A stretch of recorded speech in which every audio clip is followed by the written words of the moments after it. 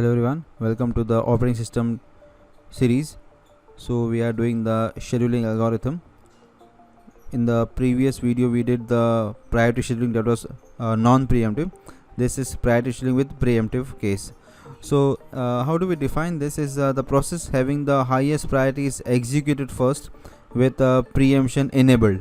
So let us first see the animation and then we'll solve a problem based on this. Now we see the required animation. So initially there is no process in the RAM.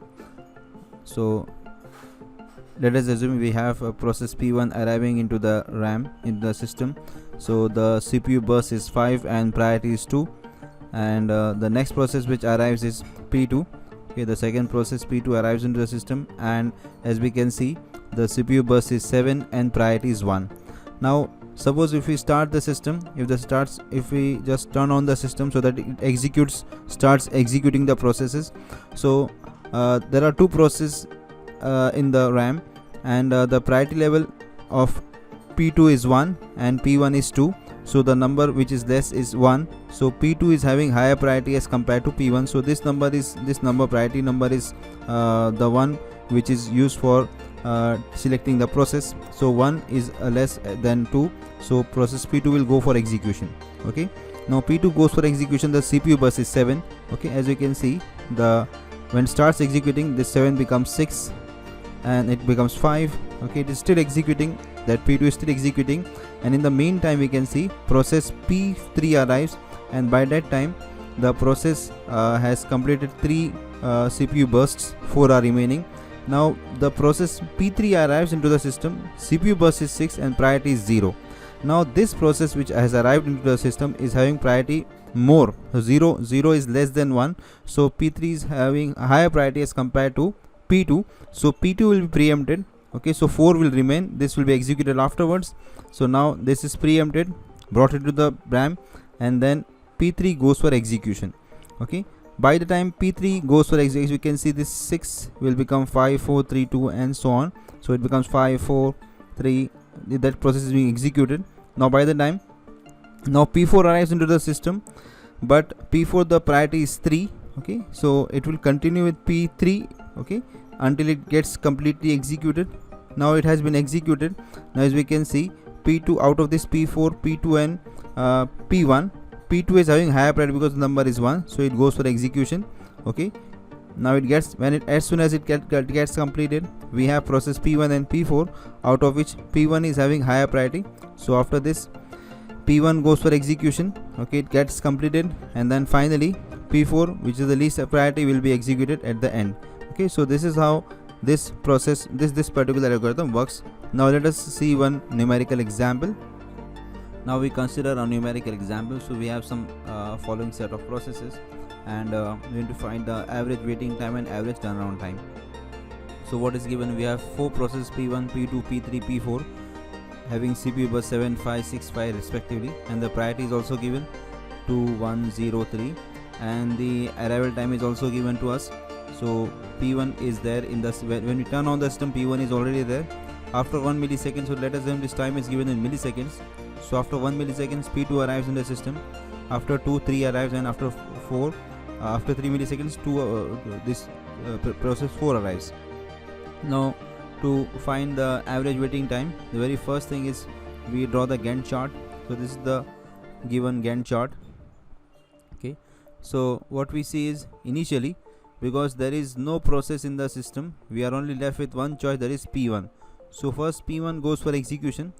When P1 executes, and now 6 milliseconds remain, okay, and by that time it executes for 1 millisecond, P2 arrives in the system, and as we can see, the priority of P2 is more than priority of P1, so 1 is less than 2. So this process P1 is preempted and P2 goes for execution. Okay, now P2 goes for execution. When P2 executes, from 5 it comes to 4, and by that time what we see is that now after 2 milliseconds this process P3, it arrives in the ready queue.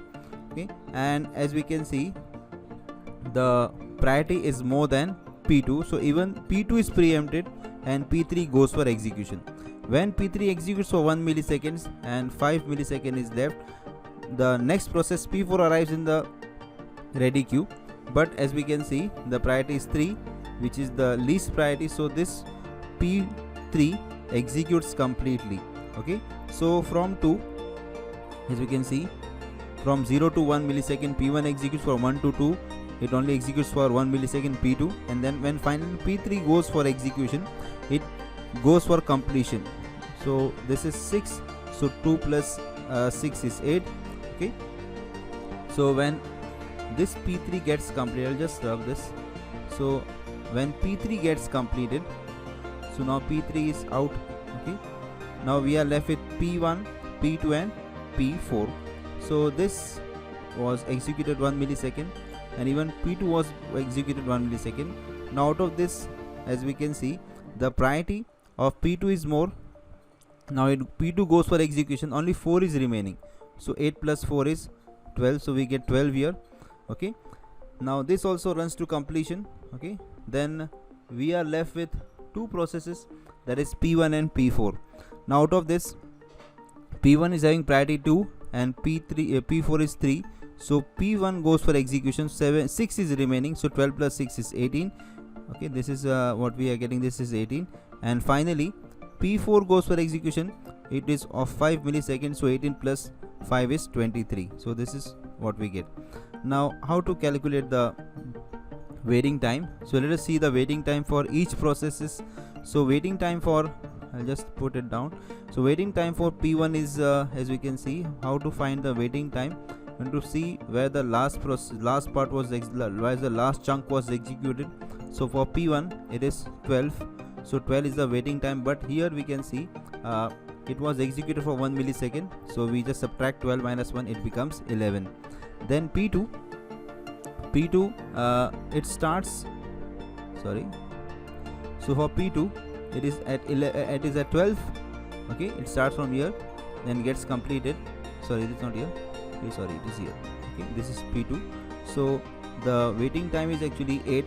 Okay, but this process P2, it has executed 1 millisecond, so we need to subtract 1, and it arrived 1 millisecond late, so 1 more minus 1, so 8 minus of minus 1 minus is minus 2, so 8 minus 2 is 6, so this is 6. Then P3, so P3 is here. Okay, as we can see, this is where P3, we get this P3 2, and it came 2 millisecond late, so 2 minus 2 is 0, so the 0 is the waiting time. And then finally P4, so P4 here it is 18. Okay, but it arrived 3 millisecond late, so 18 minus 3 is 15. So this is what we get. Now how to find the average? We just add all, 11 plus 6 plus 0 plus 15 divided by 4, so this is 8 millisecond. 32 by 4, so it is 8 milliseconds. So 8 milliseconds is the average waiting time. Now let us see the turnaround time. We use the same Gantt chart. Okay, now turnaround time is the place where the process gets completed. So for P1 we have, this is 18. Okay, so 18, we write 18 for P1. For P2 this is 12. Okay, it gets executed completely, executed at 12, but 1 millisecond it came late into the system, so 11 minus 1 is 12 minus 1 is 11. Then for P3 this is 8, but it arrived 2 millisecond late, so 8 minus 2 is 6. And this P4 is it gets executed at 23, but it came 3 millisecond late, so 20 minus 3 is 20, 23 minus 3 is 20. So we add all of them and divide by 4, so it is 13.75 millisecond. So this is how we calculate the average turnaround time. So that's all for this particular session. Thanks for watching.